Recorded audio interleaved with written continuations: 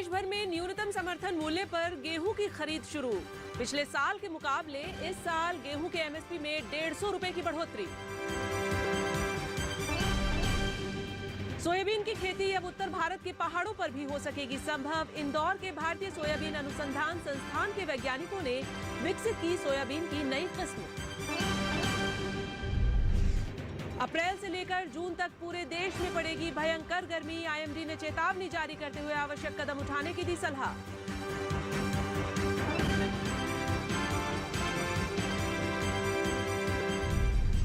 नमस्कार, मैं हूं चेतना त्यागी। हमेशा की तरह आज एक बार फिर हाजिर हूं आपका पसंदीदा शो मंडी.com लेकर। मंडी.com में आप किसान भाइयों के लिए जरूरी खबरों के साथ खेती किसानी से जुड़ी महत्वपूर्ण जानकारी के अलावा बीते सप्ताह जरूरी कमोडिटीज के भाव भी हम आपको बताएंगे। सबसे पहले देख लेते हैं कि बीते सप्ताह जरूरी कमोडिटीज के भाव क्या रहे हैं।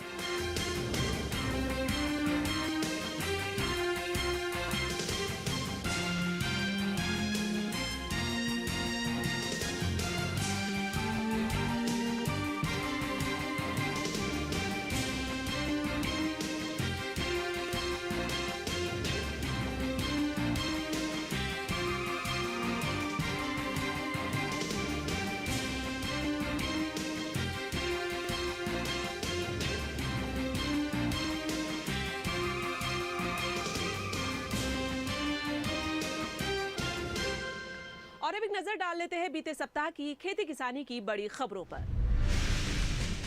देश के कई राज्यों में 1 अप्रैल से न्यूनतम समर्थन मूल्य पर गेहूं की खरीद शुरू हो गई है। इस बार गेहूं का न्यूनतम समर्थन मूल्य 2275 रुपए रखा गया है, जो पिछले वर्ष से 150 रुपए ज्यादा है। पिछली बार गेहूं का एमएसपी करीब 2125 रुपए था। वहीं राजस्थान और मध्य प्रदेश में गेहूं पर बोनस की घोषणा की गई है। हालांकि फिलहाल ज्यादातर किसान व्यापारियों को ही अपनी उपज बेच रहे हैं। इसके पीछे सबसे बड़ा कारण गेहूं के बाजार भाव का ज्यादा होना है। देश की अधिकांश मंडियों में गेहूं का भाव एमएसपी से अधिक है। इस बार मंडी में गेहूं का भाव 2300 रुपए से लेकर 2350 रुपए से भी ज्यादा है। ऐसे में किसान गेहूं सरकार को न बेचकर व्यापारियों को ही बेच रहे हैं। बिना प्रोसेसिंग के सीधे खाए जा सकने वाले सोयाबीन की खेती अब उत्तर भारत के पहाड़ों पर भी हो सकेगी। इंदौर के भारतीय सोयाबीन अनुसंधान संस्थान के वैज्ञानिकों ने लंबे शोध के बाद ऐसी सोयाबीन की पहली किस्म विकसित करने में कामयाबी हासिल की है। प्रोटीन से भरपूर ये किस्म पहाड़ी इलाकों में कुपोषण की समस्या से निपटने में मददगार साबित हो सकती है। NRC 197 नाम से विकसित किए गए सीधे खाए जा सकने वाले सोयाबीन की किस्में मध्य भारत और दक्षिण भारत के लिए पहले ही विकसित की जा चुकी हैं। ये पहली बार है जब उत्तर भारत के पहाड़ी इलाकों के लिए इस तरह के सोयाबीन की किस्म विकसित की गई है।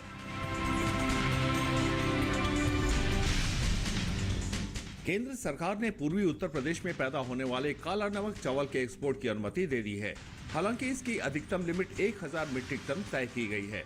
केंद्र सरकार ने गैर बासमती सफेद चावल के ही हार्मोनाइज्ड सिस्टम कोड में इसके एक्सपोर्ट की अनुमति दी है। दरअसल एक तरफ ज्यादा भाव और पीडीएस में शामिल न होने की वजह से बासमती चावल का एक्सपोर्ट बैन नहीं किया गया था, तो दूसरी ओर गैर बासमती सफेद चावल एक्सपोर्ट के नाम पर विशेष खुशबूदार चावलों के निर्यात पर रोक लगा दी गई थी, जिसमें काला नमक भी शामिल था।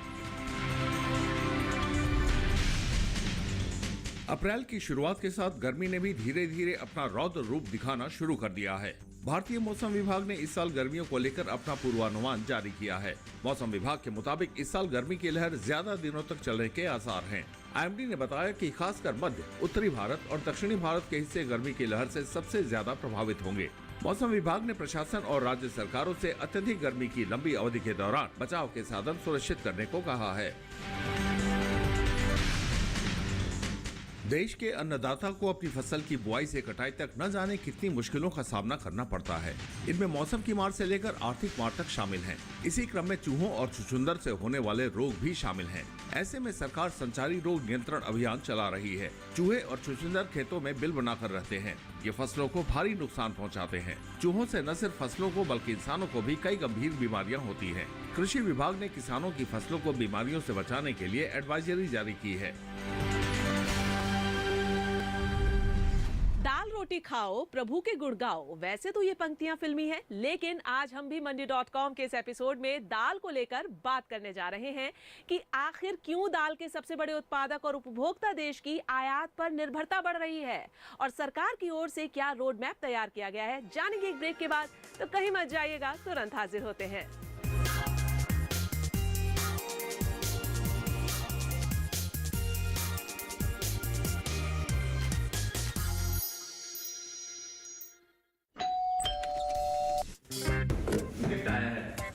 अरे वाह, लेजेंड की बैट। इससे तो मैं खेलूंगा। फ्यूचर बैटिंग लेजेंड है। इसमें जिसका नाम लिखा है बैट उसी को मिलेगी। अरे यार, देखा, अगर इस पे मेरा नाम नहीं लिखा होता तो कितनी दिक्कत हो जाती। इसलिए आरबीआई कहता है बैंक अकाउंट हो या बैंक लॉकर, उसमें नॉमिनी का नाम जरूर दर्ज करें ताकि आपकी जमा पूंजी उसी को मिले जिसे आपने नामित किया है। आरबीआई कहता है जानकार बनिए, सतर्क रहिए।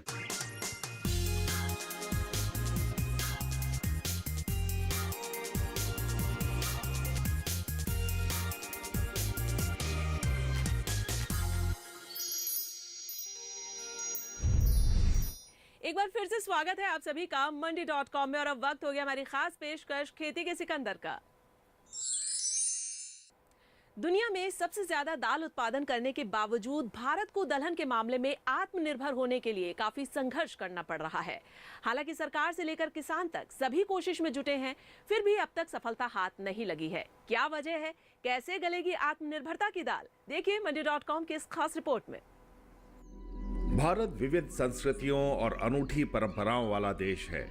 ये बात हम सभी जानते हैं कि भारत एक कृषि प्रधान देश है और यहाँ की अधिकांश आबादी कृषि पर निर्भर है।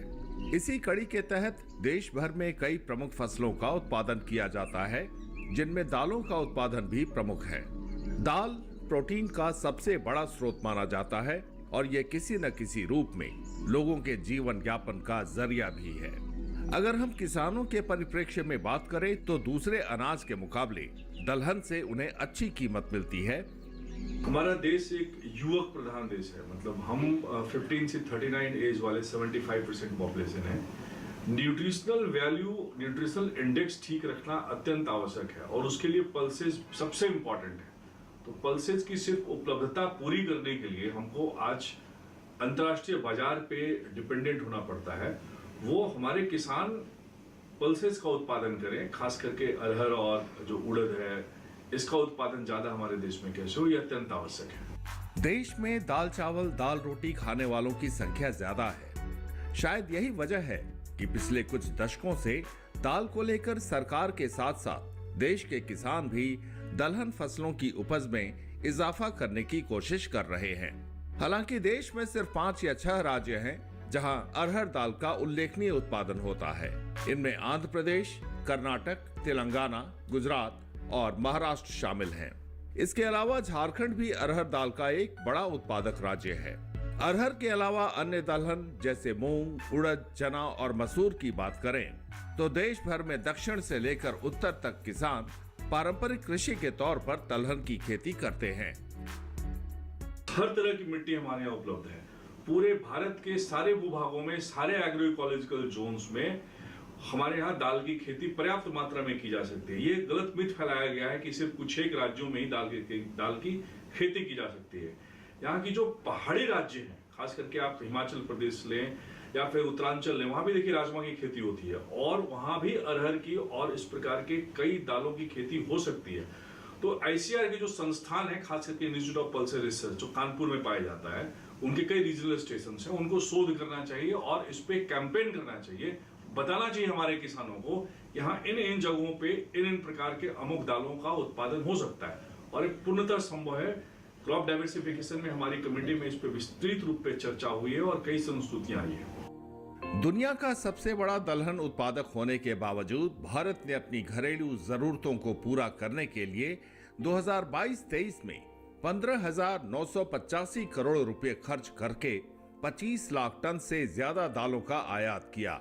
ऐसे में बड़ा सवाल यह है कि भारत कब तक और कैसे इस मामले में आत्मनिर्भर हो पाएगा। हालांकि सरकार के साथ साथ जानकारों का भी कहना है कि भारत में दलहन फसलों के रकबे में कोई कमी नहीं है, सिर्फ उपज बढ़ाने की जरूरत है और इस पर काम भी हो रहा है, क्योंकि सरकार ने भी 2027 तक दलहन के क्षेत्र में भारत को आत्मनिर्भर बनाने का लक्ष्य रखा है।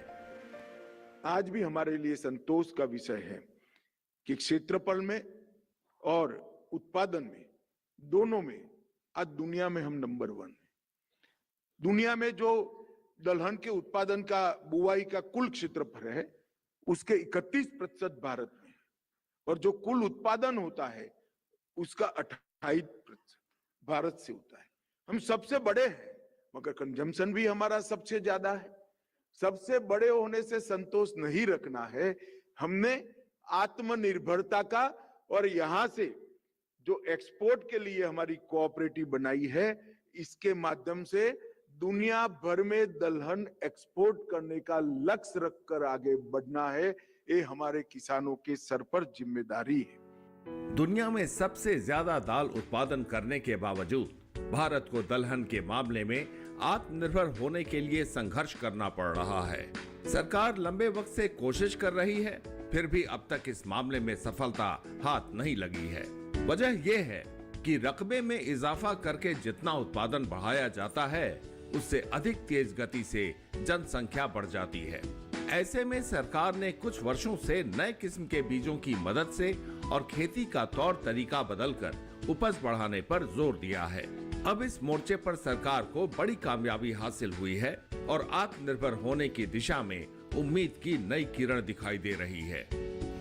हमें अगर एक्स वैरायटी उगानी है तो हम X-5 उगाएंगे, तो आगे बाजार में नहीं बिकेगा। हम उसको भंडार करके और भंडारण करके फिर उसको हम दूसरे तरीके से उसको छड़ाएं। उससे अच्छा ये है कि हम अच्छी बीज का उपलब्धता रखें, उसके लिए जो नेटवर्क है उसका प्रयोग करें, अच्छा एग्रोनॉमिक सपोर्ट दें और उसके बाद उसकी खरीदारी किस प्रकार से हो, उसमें इंफॉर्मेशन कम्युनिकेशन टेक्नोलॉजी का सदुपयोग करें। आज की तारीख में सबके पास मोबाइल है। आप गांव में जाएं, 90% लोगों के पास मोबाइल है। हम दुनिया के सबसे ज्यादा इंटरनेट यूज करने वाले लोग हैं। हमारा युवक किसान वो सारा कुछ जानता है। आप गांव में जाएंगे तो अब कोई ऐसी कहीं पूरे भारत में ऐसी व्यवस्था नहीं है कि किसानों के पास किसी भी प्रकार की कोई कमी है। हमारे माननीय प्रधानमंत्री जी प्रत्येक वर्ष उनको सीधा डीबीटी करके पैसा दे रहे हैं, तो छोटे मोटे ऋण लेने के लिए भी उनको अब कोई उस प्रकार की दिक्कतें नहीं आती है। तो इन सारी चीजों का एक समन्वित जो इम्पैक्ट होगा वो ये होगा कि जो 2027 के पहले हम आत्मनिर्भर होने का प्रयास एक करने जा रहे हैं, एक मुहिम छेड़ दी है ई समृद्धि पोर्टल और तमाम चीजों से, हो सकता है हम उससे पहले हो जाएं उस पर, लेकिन एक सबका समन्वय होना अत्यंत आवश्यक है। दुनिया का सबसे बड़ा दाल उपयोग करने वाला देश भारत 2027 तक दलहन के उत्पादन में आत्मनिर्भरता हासिल करने और आयात कम करने के लिए लगातार प्रयास कर रहा है। सरकार भी कह रही है कि घरेलू दलहन उत्पादन में पहले ही उल्लेखनीय प्रगति हुई है। फिलहाल भारत कई दलहन फसलों में आत्मनिर्भर हो गया है, लेकिन अरहर और उड़द में थोड़ी कमी रह गई है। तभी तो 2027 तक दालों में आत्मनिर्भरता हासिल करने के लिए सरकार दलहन को सहकारिता से जोड़कर बीज की नई किस्मों की आपूर्ति बढ़ा रही है। साथ ही अरहर और उड़द की खेती का रकबा बढ़ाने पर भी ध्यान केंद्रित किया गया है। NSCA नेशनल सीड कॉर्पोरेशन है। हमारे माननीय सहकारिता मंत्री जी ने सीड्स के ऊपर एक नया कोऑपरेटिव मल्टी स्टेट बनाया है, तो उनके साथ समन्वय करके ICR को और हर एग्रो इकोलॉजिकल जोन में किस प्रकार से बीज की उपलब्धता, खास करके अरहर की और उड़द की, क्योंकि इसमें हमको आत्मनिर्भर होने में ज्यादा समय लग रहा है। 2027 तक का हम लोगों ने टारगेट लिया है, हमारे देश ने टारगेट लिया है, तो हम सबका टारगेट है। तो हम सबको साथ में मिल करके पैक्स के माध्यम से जो कल्टीवर्स डेवलप हैं वो किसानों तक कैसे जाए, इसके बारे में पूरी एक मुहिम छेड़नी चाहिए। सरकारी रिपोर्ट की माने तो दलहन के उत्पादन को बढ़ावा देने का खाका तैयार कर लिया गया है। सरकार बीज विकास अनुसंधान और खेती के मूल्यांकन के लिए उपग्रह इमेजरी जैसे आधुनिक प्रौद्योगिकी के उपयोग को बढ़ावा दे रही है, उचित समय पर सलाह दे रही है और सिंचाई एवं खाद के लिए हर किसान के खेत की मैपिंग कर रही है। दरअसल दालों के उत्पादन का रकबा आबादी के अनुपात में नहीं बढ़ा। दूसरी ओर कम उपज, जलवायु के उतार चढ़ाव के प्रति अधिक संवेदनशीलता होने के कारण पोषण का खजाना और पर्यावरण हितैषी दलहन फसल की जगह किसानों ने गेहूं, धान या सोयाबीन जैसी फसलों से नाता जोड़ लिया था। लेकिन अब सरकारी पहल के बाद किसान दलहन में फिर से रुचि दिखाने लगे हैं। नाफेड के नीचे का नेटवर्क है और उस नेटवर्क में जो किसान दाल के उत्पादक बन सकते हैं, पहले तो वो जो उत्पादक ऑलरेडी हैं उनको एक सपोर्ट देना। उसमें जैसे अभी मैंने आपसे बात की कि ICR कैसे आगे आए, NCDEX जैसी बड़ी संस्था जो इतना अच्छा किसानों के लिए दूसरा कैफेटेरिया अप्रोच उपलब्ध करवाती है, उनको कैसे साथ में लिया जाए, और जो भंडारण की बात है उस पे कैसे पैक्स का सहयोग लिया जाए। तो ये 3-4 चीजें, ये एक इंटीग्रेटेड एफर्ट है, खास करके जो ICT का जो उपयोग कैसे करना है। अब जो शोध एनसीडेक्स ने किया हुआ है, ऑलरेडी उन्होंने दाल के ऊपर काफी शोध किया हुआ है, उनकी एक्सटेंशन एक्टिविटी पे बहुत सारा शोध किया हुआ है, किस तरीके की दाल बाजार में खरीदेंगे लोग, ये उनके पास उनकी स्पेशलिटी है। तो हमें एनसीडेक्स से सीखना पड़ेगा, नाफेड को सीखना होगा उससे। देश में दाल चावल दाल रोटी खाने वालों की संख्या ज्यादा है, लेकिन पिछले कुछ दशकों से दाल को लेकर सरकार के साथ साथ देश के किसान भी दलहन फसलों की उपज में इजाफा करने की कोशिश कर रहे हैं। यहाँ रुकेंगे एक और छोटे से ब्रेक के लिए, उसके बाद आपको दिखाएंगे कि दलहन को लेकर सरकार ने कौन सी स्कीम लॉन्च की है। तो कहीं मत जाइएगा, तुरंत वापस आते हैं।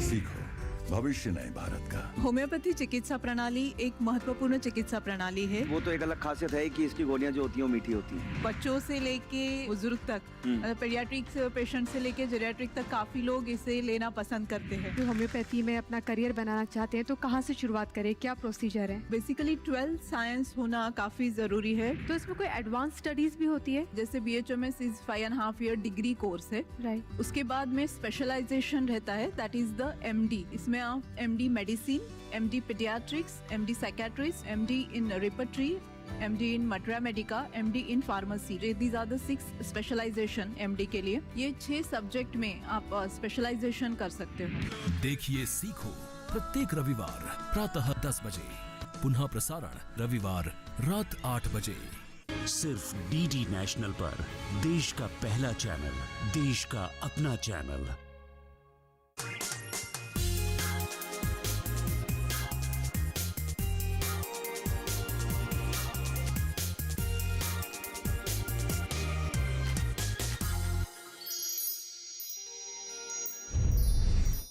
दलहन उत्पादन बढ़ाने के लिए जो खाका तैयार किया गया है, उससे काफी हद तक कामयाबी मिल सकती है। हालांकि सरकार उत्पादन के साथ साथ दालों की मार्केटिंग पर भी विशेष ध्यान दे रही है। दलहन आत्मनिर्भरता को लेकर सरकार ने एक वेब पोर्टल लॉन्च किया है, जिस पर अरहर की खेती करने वाले किसान पंजीकरण कर न्यूनतम समर्थन मूल्य यानी कि MSP पर ऑनलाइन अरहर बेच रहे हैं। कैसे, देखिए इस रिपोर्ट में। केंद्रीय कृषि मंत्रालय के आंकड़ों के आधार पर नैफेड ने अपनी रिपोर्ट में बताया है कि 2018-19 में भारत में दलहन फसलों की प्रति हेक्टेयर उपज 757 किलो थी। वो 2021-22 में बढ़कर 892 किलो तक पहुंच गई है। यानी 4 साल में हमने प्रति हेक्टेयर औसत उपज में 135 किलो का इजाफा किया है। हालांकि 2018 के दौरान दुनिया में दलहन फसलों की औसत उपज 964 किलो प्रति हेक्टेयर थी। तब सबसे ज्यादा 1950 किलो प्रति हेक्टेयर उपज कनाडा में थी। इस हिसाब से अभी हमें और सफर तय करना बाकी है।